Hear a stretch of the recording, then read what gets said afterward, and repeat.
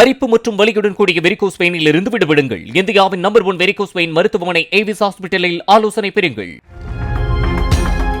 கேரள மாநிலம் இடுக்கி மாவட்டத்தில் அடுத்த 5 நாட்களுக்கு கனமழை பெய்ய வாய்ப்புள்ளதாக வானிலை ஆராய்ச்சி மையம் அறிவித்துள்ள நிலையில் மண் சரிவு ஏற்படும் அபாயம் உள்ள பகுதியில் உள்ள மக்கள் பாதுகாப்பு முகாமிற்கு செல்லுமாறு இடுக்கி மாவட்ட ஆட்சியர் விக்னேஸ்வரி அறிவுறுத்தியுள்ளார்.